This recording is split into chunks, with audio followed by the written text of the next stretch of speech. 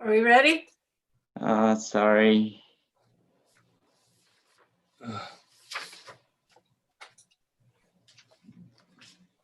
Go ahead, and I can hear what's going on. Okay, I think we are live, Commissioner Jacob. Okay, thank you. Thank you. Call the meeting to order of the LAFCO Local Agency Formation Commission, Monday, August 3rd of 2020. Commissioner McNamara, would you do us the honor of Pledge of Allegiance, please?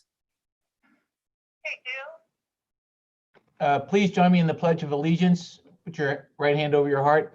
I pledge allegiance to the flag of the United States of America and to the republic for which it stands, one nation, under God, indivisible, with liberty and justice for all. Thank you very much. Next, we'll have a roll call. King, Commissioner Jacob, here. Commissioner McKenzie, Commissioner Desmond, Here. Commissioner Kersey, Here. Commissioner Salas, Here. Commissioner Vanderlyn, Present. Commissioner Wells, Here. Commissioner Willis, Here. Commissioner Cox is absent, Commissioner Locke, Here.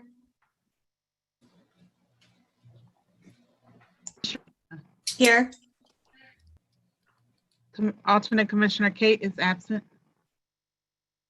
Alternate Commissioner McNamara, Here, Alternate Commissioner Mathis. Is Commissioner Mathis on the line?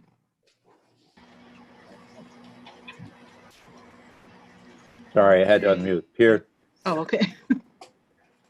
Per the governor's order, we have a virtual quorum. So ends Thank roll you. call. Thank you.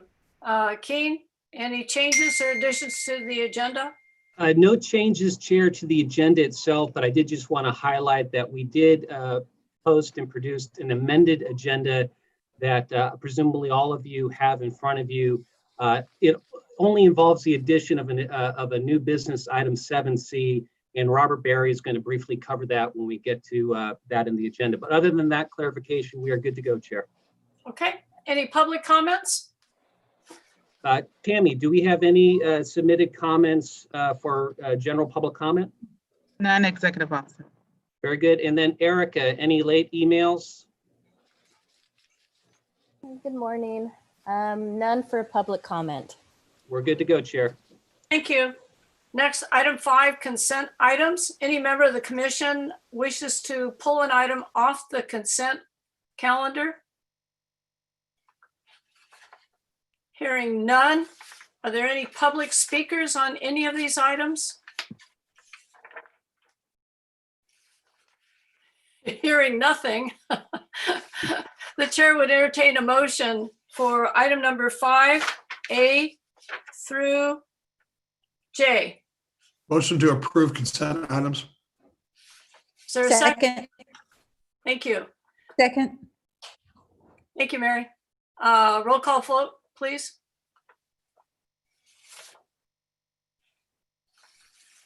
Commissioner Vanderlyn,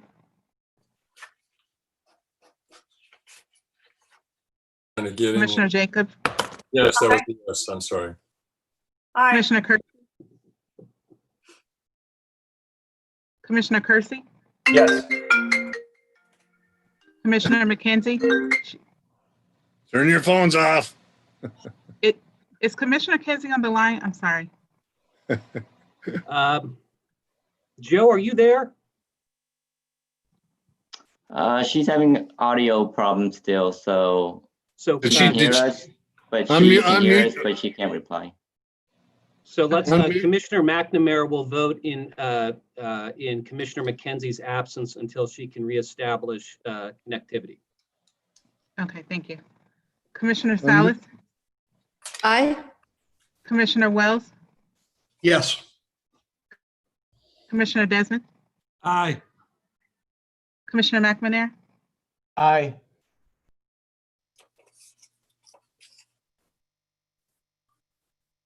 eight in favor, 0 opposed. You didn't call Motion Commissioner passed. Willis here. I'm sorry, Commissioner Willis, Aye. thank you. The motion passes. Okay, thank you. We'll go on to public hearing items. Item number 6, A, the proposed amendments to adopted conflict of interest code.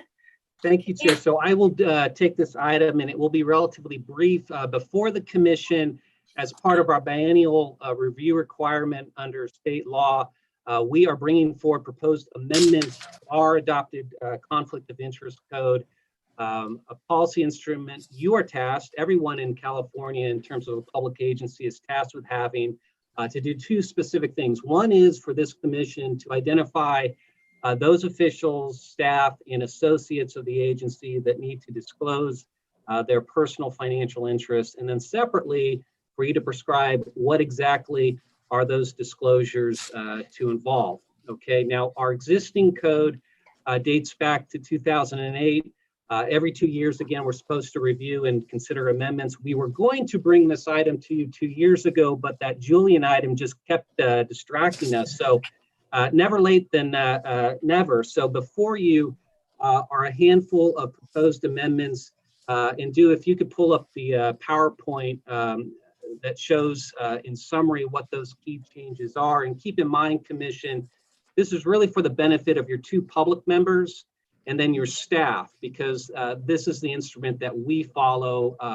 The other members, county, city, and district, follow certainly your own home authority conflict of interest code. But whether it shows up on the screen, but certainly in your agenda packet, there are a number of changes that we think can help clarify and simplify. For example, make use of the newly created commission clerk position as our designated filing officer. And then just to go all in on our disclosure categories and explicitly sync up to Form 700. So when we open up now the proposed update, it's going to say what of the 5 schedules in that Form 700 staff and commissioners and our associates have to fill out. So I think that will help clear the waters, if you will. So this is a public hearing. I don't believe we received any comments leading up to today. We can check in with Tammy to see if there are any late requests. But after the hearing, this is for formal approval by the commission. So back to you, Chair. Thank you. I'll formally open the public hearing. Are there any interested parties that wish to speak on this item? Tammy, anyone register for this comment? None, Executive Officer. Erica, any email? No public comment for item 6A. We're good, Chair. Public hearing is closed. Is there a motion? Questions by commissioners? Just one question, Keena. Where do we have definitions of the positions? Do you have those somewhere that I could read them at another time?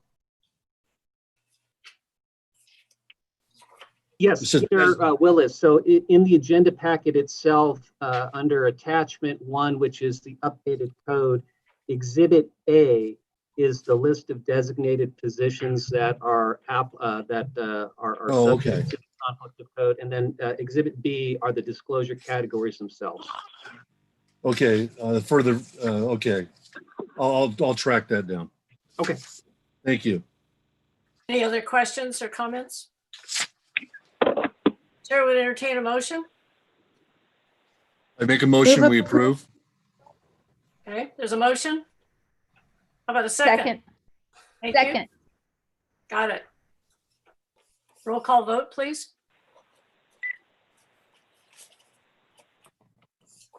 Commissioner Desmond, Aye.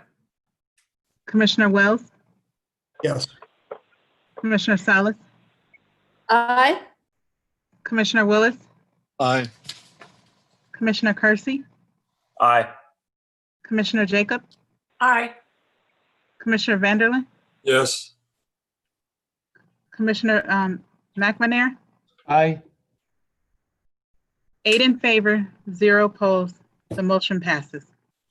Thank you. We'll move on to item 7A, which is a draft update to the agricultural open space lands policy. And it's just one for discussion, as I understand. Is that right?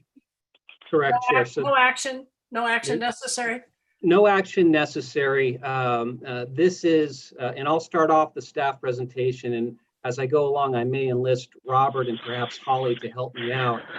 But as the chair noted, before you for just discussion and feedback is our second landing approach, if you will, in bringing you a draft update to this open space and agricultural lands policy, with the idea that if Commission, you feel that we are closer within your strike zone, we are looking to now go to the formal public review and comment period, and we would then bring back something for actual action, perhaps as early as your next meeting. That's that's pending your feedback today. If you tell us to give it another shot in the garage, well, we'll go for a third landing. But that being the premise, keep in mind that the policy that we're bringing to you is certainly pertinent to this commission and your longstanding task to be a juggler, to be in the balancing act of promoting new efficient urban growth, but at the same time protect open space and agricultural resources. It's one of the very first policies that your predecessors adopted back in the 70s. Based on the fact that it hasn't been touched since 1998, it's starting to show a little gray. And so what we're trying to do here is to modernize the policy to reflect current conditions. And keep in mind, and this is key context, Commission, the policy was last comprehensively updated by you or your predecessors in 1998. Well, that's 3 years before the rewrite of LAFCO law in 2001. A lot has changed in the world of LAFCO since that point. By statute, you're just that much more active with respect to your regulatory and planning responsibilities. And that means, Commission, that much more interaction with the urban, non-urban interface. And at the end of the day, Commission, that's what this policy is trying to address. How you choose to implement and manage that urban, non-urban interface.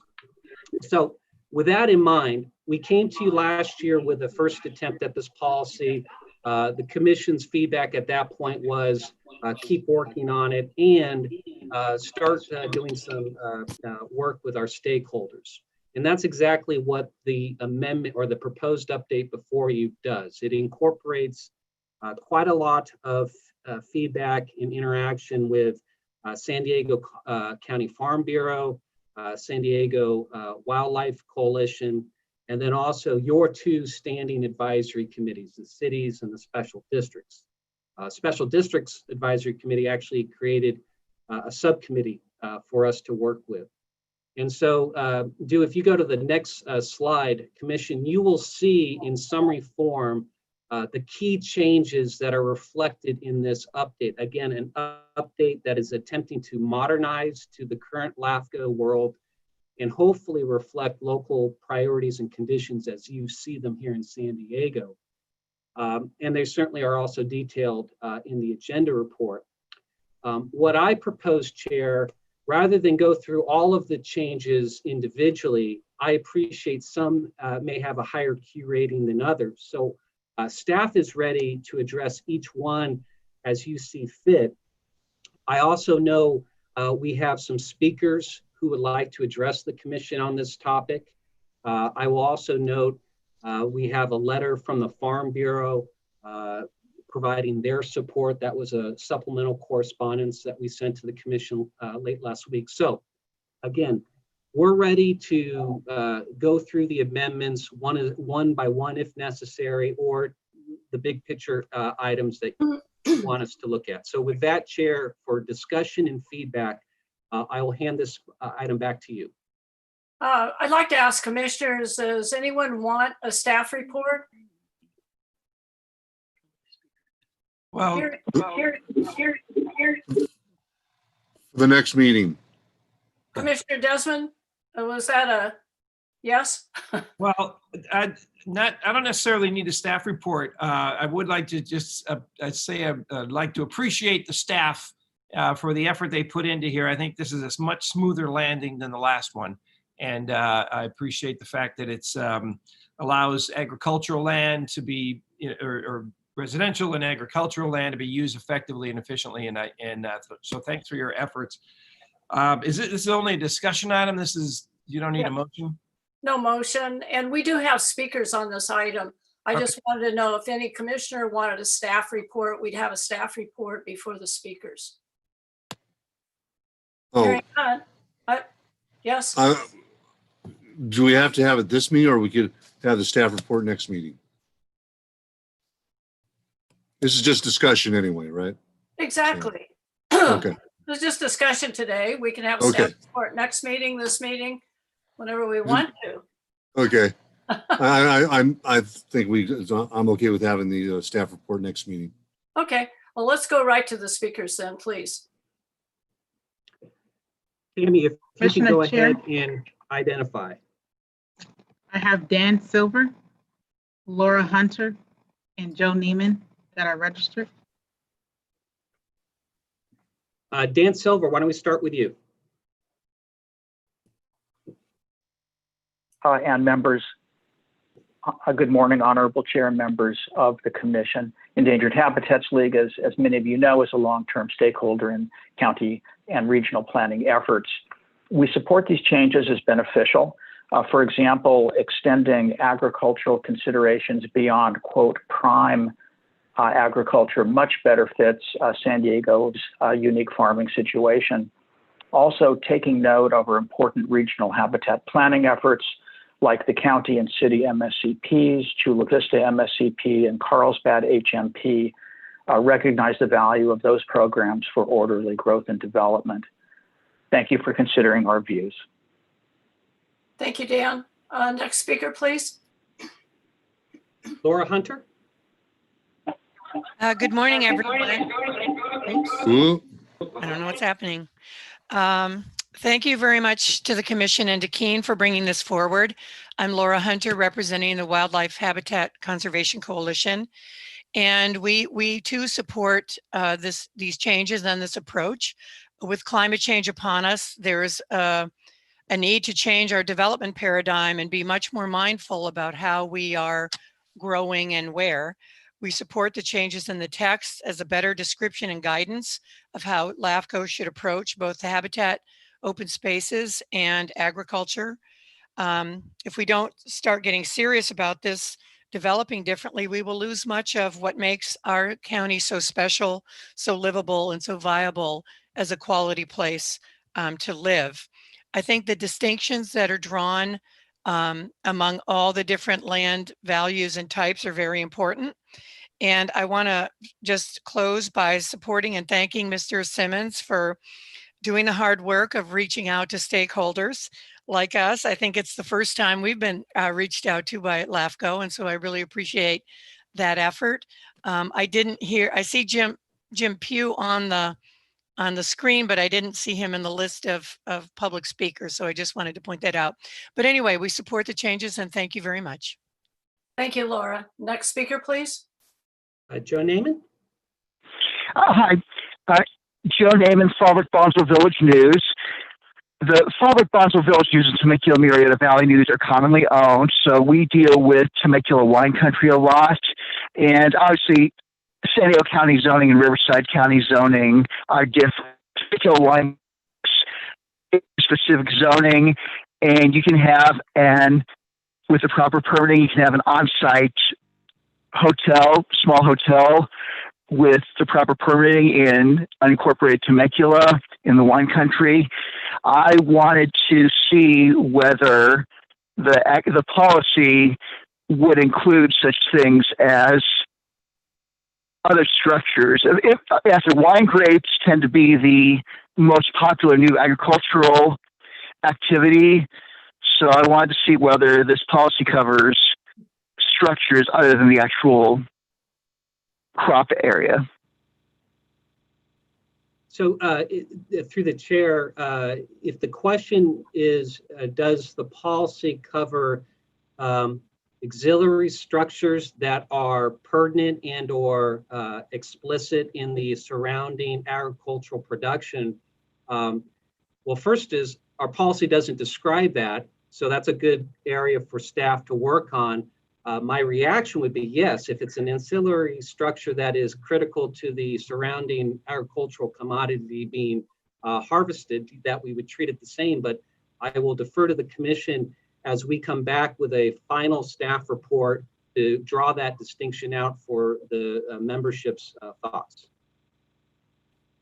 Keen, I'd also add that the county has an agricultural promotion program, which has been unanimously embraced by our board.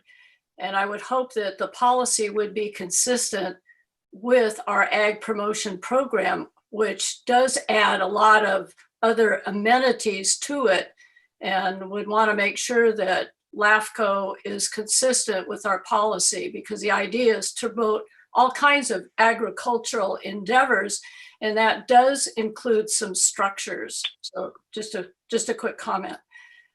Thank you. Thank you, Joe. Next speaker.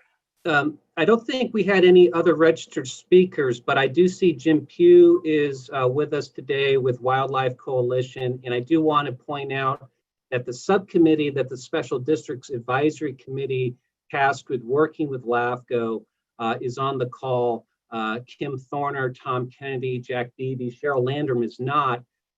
Perhaps, and I'll defer to the chair of the advisory committee, Kim Thorner, if she would like to make any comments, given she's certainly spent some time on this project.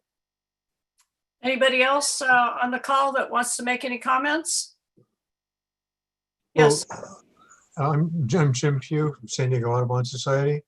I do appreciate the outreach from Mr. Simons, and it really is the wildlife in San Diego is so important, and we have such an important role in protecting biodiversity, and it's really important that you move ahead with recognizing the importance of habitat areas, for our wildlife, and that land use decisions reflect the needs of wildlife and the wildlife planning that's been going on. So I do hope you'll move ahead with this policy change. Thank you.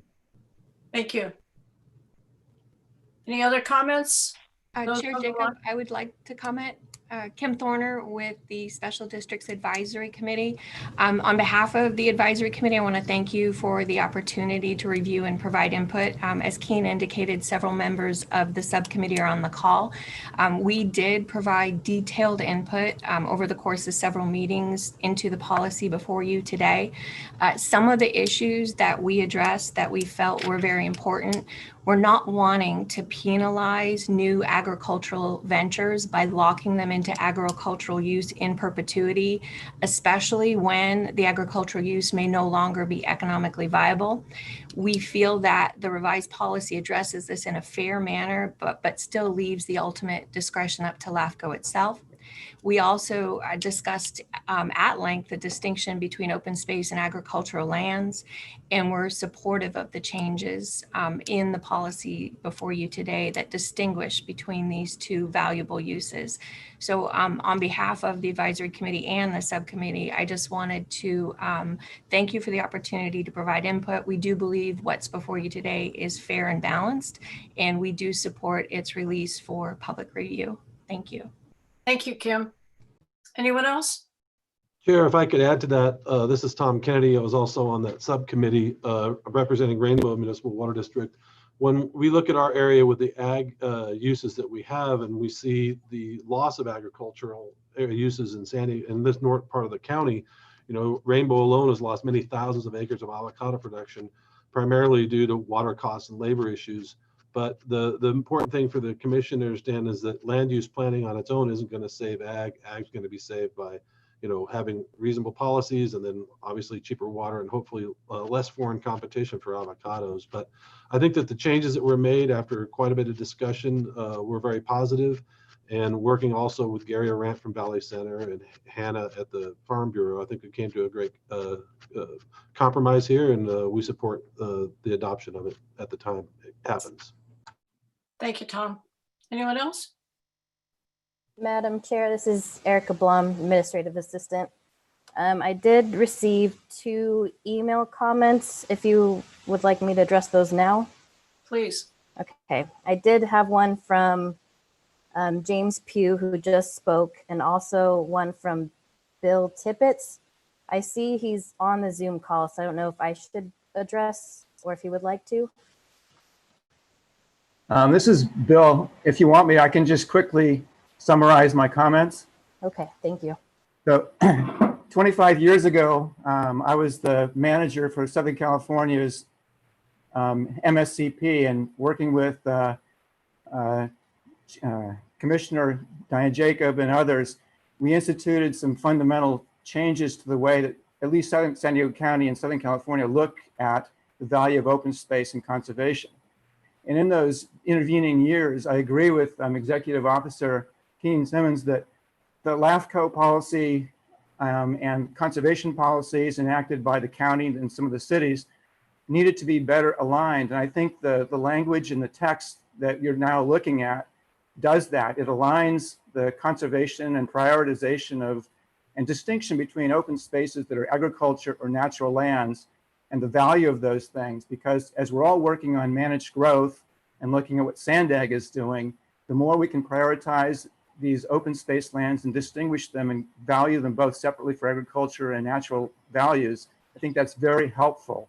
So we totally support the work that you're doing and hope that as this moves through, you'll approve this language substantially intact. Thank you. Thank you, Bill. Anyone else? Okay, any discussion by commissioners?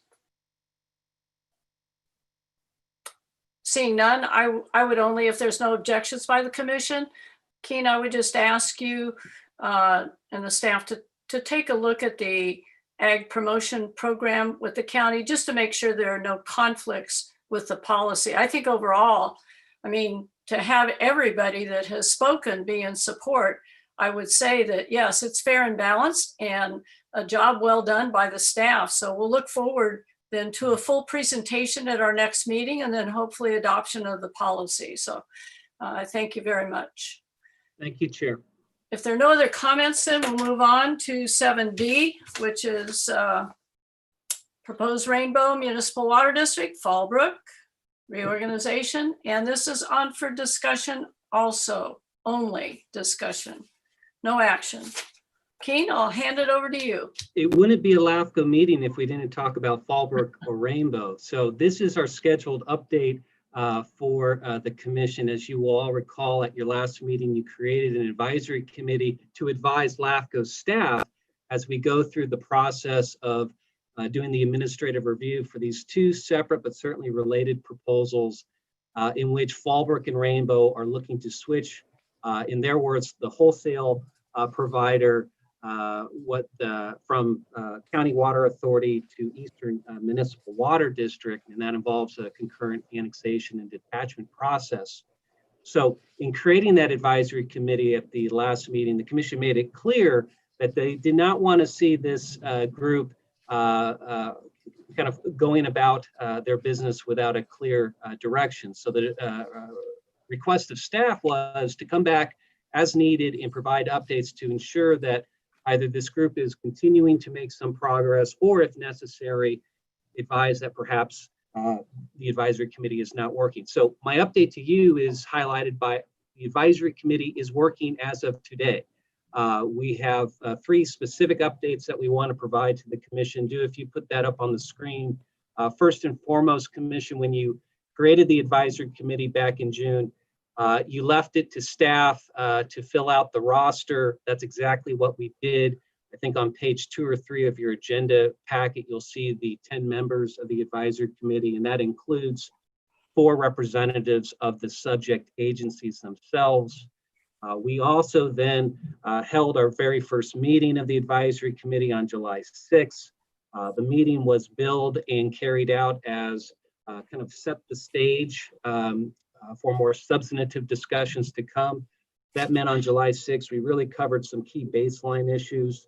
For example, staff communicated exactly what we need to address in the administrative review. And then also, and this was helpful, Commission, without the filtering of letters, we heard directly from the subject agencies and the advisory committee members, the other advisory committee members, what their core interests and concerns to a degree are in the process. The third and final part of my update is we have a pivotal meeting later today at 1 o'clock. I say pivotal because we are going to now encroach on more substantive issues that we know there is disagreement on. And in particular, we're going to have a discussion about bringing in a consultant. I know, Commission, as your executive officer, we need a consultant. And I know that that consultant needs to tackle at least 3 items. The question for the advisory committee is what type of role should that consultant play? Should they generate their own information, or should they rely on the information already done? That's an example of our discussion today. But the topics are the issue of reliability of water resources or supplies between the Water Authority and Eastern Municipal Water District.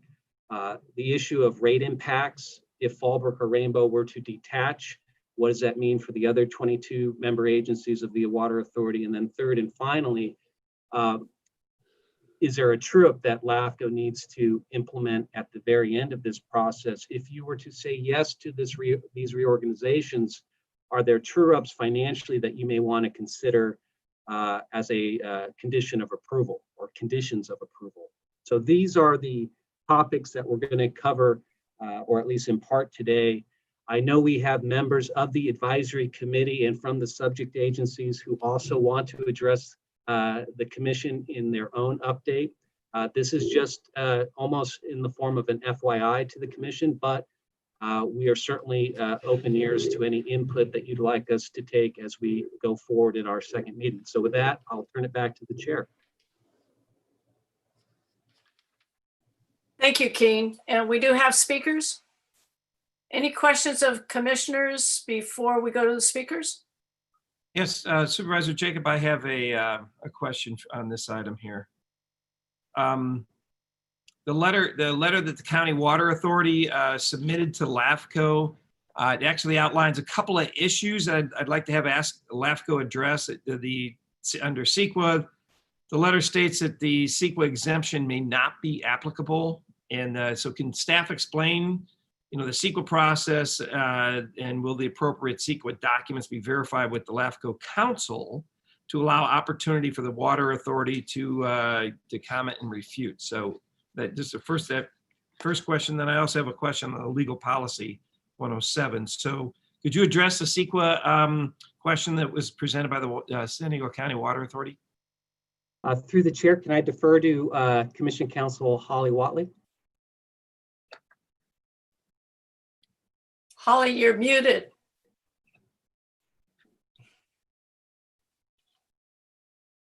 Mute yourself, Holly.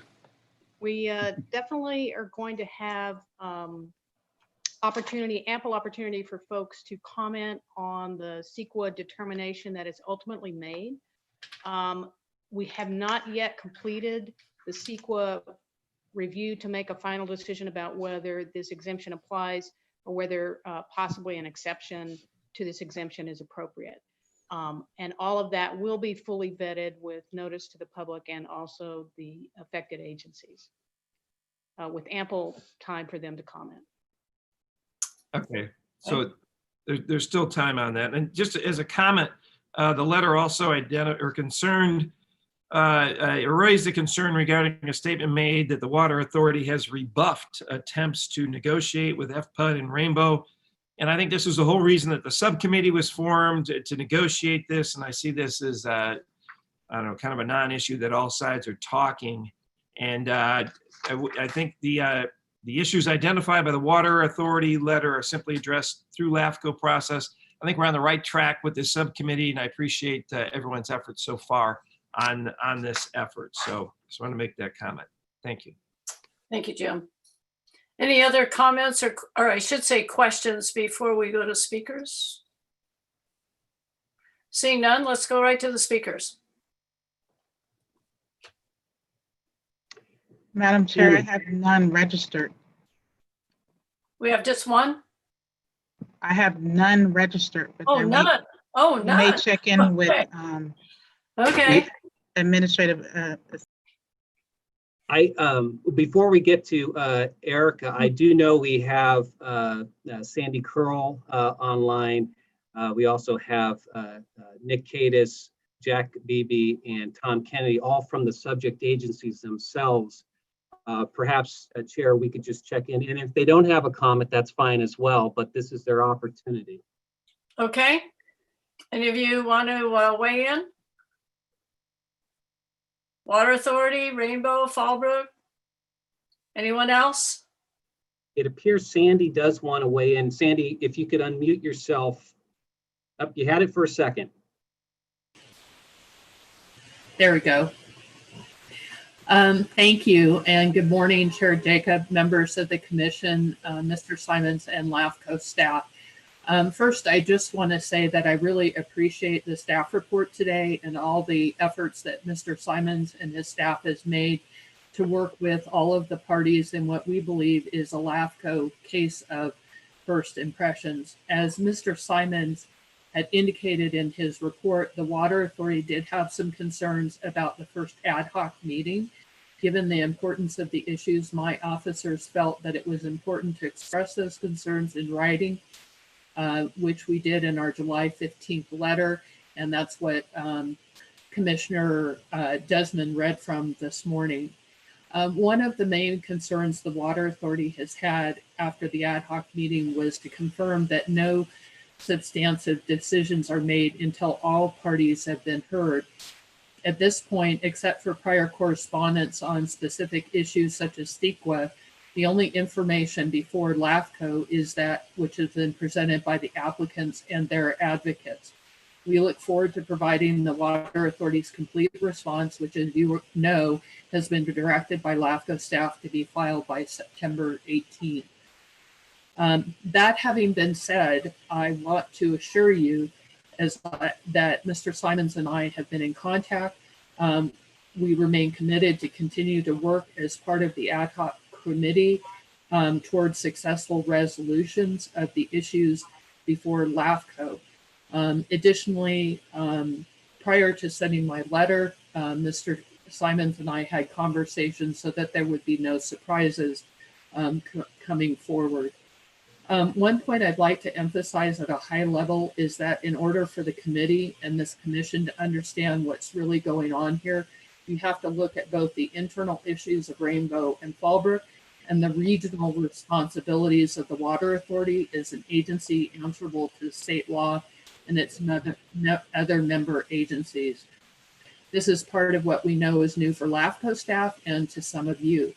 I hope that you all had an opportunity to review the attachment to the July 15th letter, which included the 2013 San Diego County Grand Jury report and multiple documents evidencing how the Water Authority works with SANDAG to meet its responsibility for regional planning for a reliable water supply for San Diego County.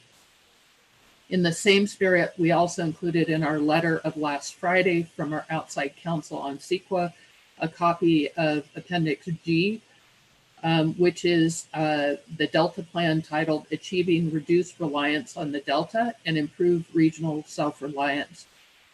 This plan was prepared by the Delta Stewardship Council and is mandated by Sacramento San Joaquin Delta Reform Act of 2009, as codified in Water Code Section 85021. This gives you a context within which to begin to consider the potential impacts of the detachment on the Bay Delta, which the Water Authority and LAFCO are legally required to do. And just finally, I draw your attention to my August 2nd, 2020 response to Mr. Jones's July 31st letter, which may not have been included in the supplemental packet before you today. Unfortunately, I was on vacation when Mr. Jones's letter came in last Friday, so yesterday was my first opportunity to prepare a response. We believe Mr. Jones's comments and the Water Authority's response are all helpful for the process. Again, I want to thank you for the time to make comments today and would be happy to answer any questions that you might have. Thank you, Sandy. Are there any other public speakers on this item? Good morning. This is Nick Kinez with Eastern Municipal Water District. If I could make some comments, I'd appreciate it. Please. Again, this is Nick Kinedis. I'm the Deputy General Manager with Eastern Municipal Water District. And I just want to follow up on Sandy's comments that she made. She references her a letter of July 15th that she submitted to the LAFCO Commission expressing some of the San Diego County Water Authority concerns with regards to the issues and the process. She acknowledged that there were certain mentions with regards to EMWD's participation in this process and the response letter that my general manager, Paul Jones, submitted as a follow-on to her July 15th letter. I just want to start by saying that Eastern Municipal Water District is very willing and happy to participate in this process. We've indicated in the past that we are supportive of both Fallbrook and Rainbow's application to LAFCO for their detachment from the County Water Authority and annexation into Eastern.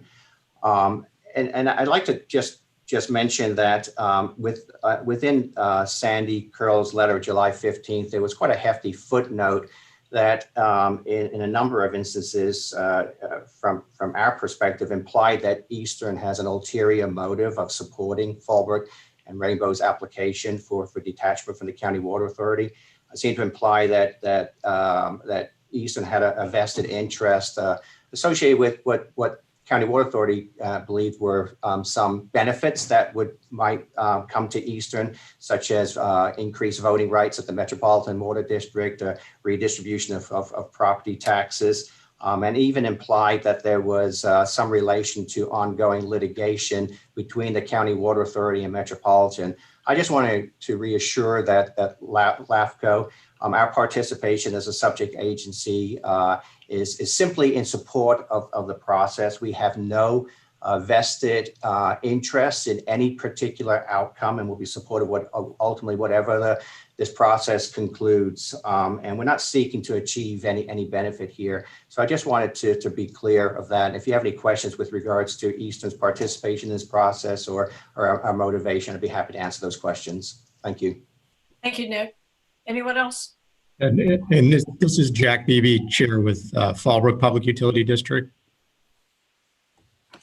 So appreciate the time, and I'm just hopeful we can also bring this back into perspective.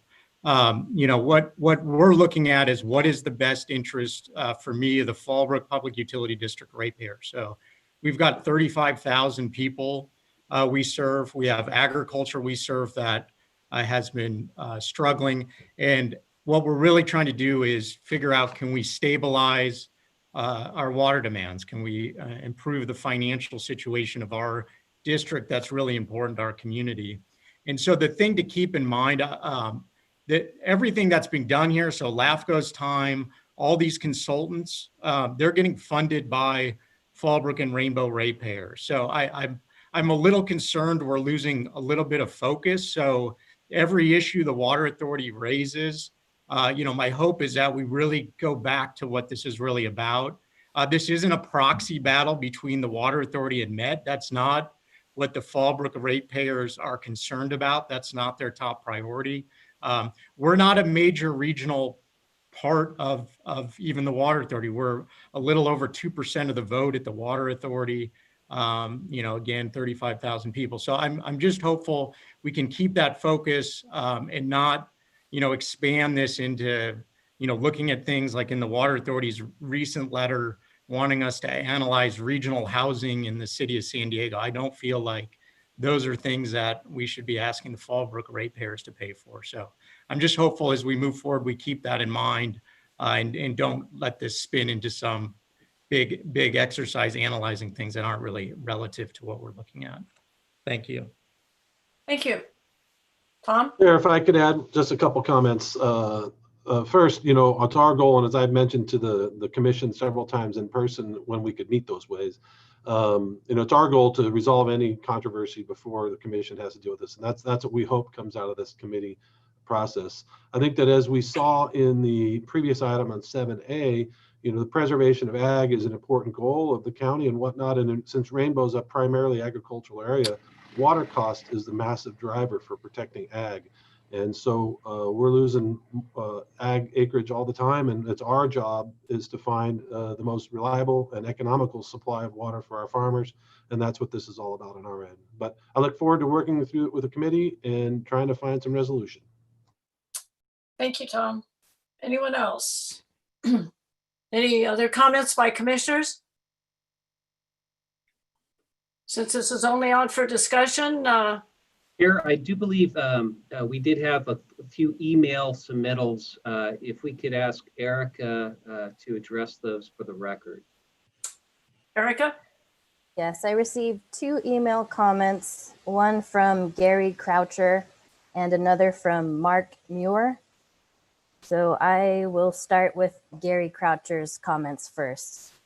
And he says, "Thank you and good morning, Chair Jacob, Mr. Simons, and LAFCO staff and members of the commission. I am Gary Croucher. In addition to representing the Otay Water District on the ad hoc committee, I am also currently the vice chairman of the Water Authority Board of Directors. I want to reinforce Sandy Curl's earlier comments during these proceedings about the Water Authority's role and function as a regional planning agency. The Water Authority not only has responsibility for compliance with the wide range of state laws, including the Delta Reform Act of 2009, but also represents our county on the board of directors of MWD itself. The Water Authority has 4 board members we appoint to represent the interests of San Diego County and our voting rights according to the MWD Act. Eastern is also a member agency of MWD, representing its voting rights there also according to the MWD Act. The Water Authority has lawsuits pending against MWD, which began almost 10 years ago, challenging MWD's water rates in order to protect the rights and pocketbooks of San Diego County ratepayers and taxpayers. So far, based on court rulings, the Water Authority and its member agencies and ratepayers will receive almost $50 million for recovery of illegal MWD rates, including interest. This amount only covers a 4-year period from 2011 to 2014. Other years will be determined later. A judgment is expected to be entered in the next week or so. The Water Authority has also recovered through the lawsuits water rights valued in the hundreds of millions of dollars. These recoveries represent rights that Eastern and MWD had disputed and denied to San Diego County ratepayers and taxpayers, including the people who live and work in Fallbrook and Rainbow. Until the litigation is settled or otherwise resolved, the interests of Eastern and the Water Authority remain adverse in litigation. I asked at our last ad hoc committee meeting whether our committee will be reviewing the record of the last LAFCO proceeding involving Rainbow and Fallbrook. I have taken the time to go through that record, and I believe that it would be extremely beneficial for staff and you as commissioners to see the claims that were being made by these agencies less than 5 years ago, many of which are inconsistent with claims now being made in this proceeding. I reiterate this request because I think it could save everyone a lot of time to gain some insight to what the real problem is. No one disputes that these are troubled retail agencies. As the 2014 LAFCO record will show, one or both have internal management issues and rate challenges that would have been addressed by LAFCO's 2014 staff recommendations, which were ultimately rejected based largely on opposition from Rainbow. Blaming the regional authority for their problems may be politically attractive in the short term, but it will do nothing but further destabilize both districts and San Diego County over the long term. The Water Authority seeks to protect our region's success and planning over the past 25 plus years but we also want to protect Fallbrook and Rainbow ratepayers and taxpayers. This is why our board of directors adopted its resolution on detachment, designed to protect the interests of all agencies, parties, and ratepayers in San Diego County. I request that you read these comments into the record verbatim, which I believe can be accomplished within the 3-minute limitation. Thank you for this opportunity to provide public comment, and I look forward to working with the other members of the ad hoc committee and LAFCO staff toward a resolution of these issues to the satisfaction of all parties and benefit of San Diego County. And that ends Mr. Croucher's comments. So now, Next one. okay, so the next one is from Mark Muir, and he says, "Good morning, Chair Jacob and commissioners and LAFCO staff. My name is Mark Muir. I am a retired Encinitas fire chief and former Encinitas City Council member. I am also the last past chairman of the San Diego County Water Authority Board of Directors, where I represented the city of Encinitas. Prior to that time, I was also an elected member of the Olivenhain Municipal Water District, which I also represented at that time on the Water Authority Board of Directors. I previously provided public comment to the ad hoc committee at its July 6, 2020 meeting. I attached a copy of that testimony, and I ask that you consider it as part of today's proceedings and as part of the ongoing LAFCO proceedings relating to this proposed detachment by Fallbrook and Rainbow from the San Diego County Water Authority. The main purpose of my July 6 testimony was to express a cautionary note as these proceedings begin, because in my experience, ideas like this, which may seem simple at first, are in fact highly complex when viewed in the full and relevant factual, legal, and political context. Here, what is being presented as a simple rate issue actually involves highly complex regional and statewide water supply, financial, political, and planning issues affecting San Diego County. The Water Authority has spent hundreds of millions of dollars and decades transforming our region from being 95% dependent on an imported water supply controlled outside of San Diego County to becoming the poster child for regional resiliency and self-sufficiency. Less than 30 years ago, in 1990, San Diego County was 95% dependent on water from MWD. Today, we are less than 30% dependent on MWD and water controlled outside of San Diego, and planning to be even less so in the future. The Water Authority has taken these actions in alignment with statewide water policy law and objectives, including the 2009 Bay Delta legislation. We have only been able to achieve this extraordinary success by working together and collectively with SANDAG, the County of San Diego, Water Authority member agencies, and our business, ratepayer, and stakeholder communities as one region. I urge again that the Commission ensure that qualified subject matter experts be retained who are accountable to LAFCO and the public in order to independently access the facts and claims made by the applicants about detachment benefits. I renew my offer to assist you and your staff in any way possible, and thank you for the opportunity to provide public comment. And that is the end. Thank you, Erica. Well You're done. welcome. Thank you. Any other comments or questions by commissioners? If not, we'll have that on our next agenda and get another update in October. Next on our agenda, item 8, Executive Officer Report. Keen?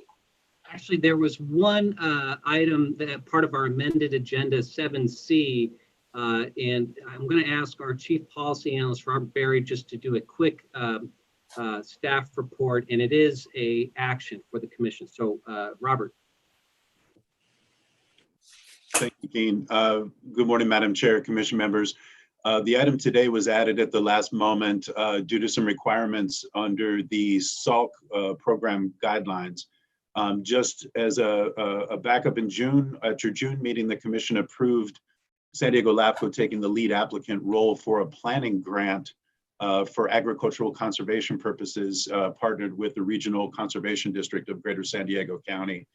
The guidelines that were adopted does not allow resource conservation districts to serve as the lead applicant for the program. So we were requested to serve nominally as the lead applicant as the RCD pursues this grant for a larger agricultural conservation planning program that they will implement if the grant is awarded. The draft resolution that we put together is a requirement again of the guidelines for the program. It's the Sustainable Agricultural Lands Conservation Program. The acronym is SALC. The grant deadline is August 28th, and with the resolution being a requirement, we were not going to be able to make that deadline with our next meeting in October. So the draft resolution that we put together just codifies the commission's approval in June for the commission to serve as the lead applicant for the grant. The grant application is due at the end of this month, and awards would be made in December. The acceptance of the lead applicant role is contingent on execution of a memorandum of understanding with the RCD and other partners that would delineate the responsibilities for LAFCO and the other partners. But basically, the RCD will be the project management and responsible for all liabilities in association with the grant if awarded. LAFCO again would serve as the placeholder, so to speak, applicant, as LAFCOs are eligible for this type of grant and the RCDs are not. So I'd be happy to answer any questions about the program or the draft resolution in front of you. We will be bringing back updates as the grant program commences. If it's awarded, we are anticipating bringing back an MOU with the parties in early spring following the grant awards in December. And that would end my presentation. Thank you. Thank you, Robert. Any questions? So the recommendation is to approve the resolution? Correct. Approve the resolution by roll call. And I see that Commissioner McKenzie is back online. So when the chair is ready, we would request an approval. Oh, I've seen Do shake his head. Apparently, Joe McKenzie is not on the phone. My apologies. Commissioner McNamara is still on the hook then. Okay. Is there a motion? This is Barry Willis. I make a motion we adopt. Okay, is there a second? I'll second Desmond. Thank you. Any discussion on the motion? Okay, roll call vote, please. Commissioner Vanderlyn, Yes. Commissioner Jacob, Aye. Commissioner Kersey, Aye. Commissioner McKenzie. Oh, I'm sorry, she's not there. Commissioner Willis, Aye. Commissioner Salas, Aye.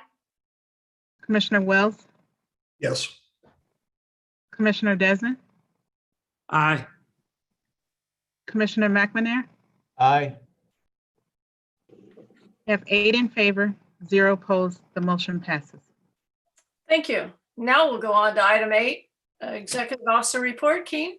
Just two things, Chair and Commission. I'm pleased to note 2 internal promotions within San Diego LAFCO. First and foremost, Tammy Luckett has been promoted to Commission Clerk, and Linda Heckenkamp has been promoted from Analyst 1 to Analyst 2. Again, on both cases, promotions well deserved, and thank you both, Linda and Tammy, for your service. And then just briefly, this question has come up a couple of times to your staff, Madam Chair, and that is, when will LAFCO go back to in-person meetings? And obviously, part of that is outside of our determination. It's with the governor and the county and the city. But I think for planning purposes, it'd be reasonable for LAFCO staff to assume that we will be holding virtual meetings at least through the end of the calendar year. And then in December, I think we can have a discussion about how we might want to organize meetings going forward, and whether that's in person with social distancing, or perhaps, as long as it's allowed under law, continuing to do virtual meetings. So for the time being, we will plan on having these Zoom meetings as our regular meetings. And in December, we can have a broader discussion about, going forward. So I just wanted to make that clear. So thank you, Chair. Thank you. Well, congratulations to Linda and Tammy on your promotions. Good job. We'll move on. Item 9, any commissioner announcement or requests for future items? Hearing none, no closed session. And we will adjourn this meeting to October 5th, 2020. Thank you all for attending, and be safe out there. Thank you, Chair. Thank you. God bless you all. Thanks, Diane. Happy birthday, by the way.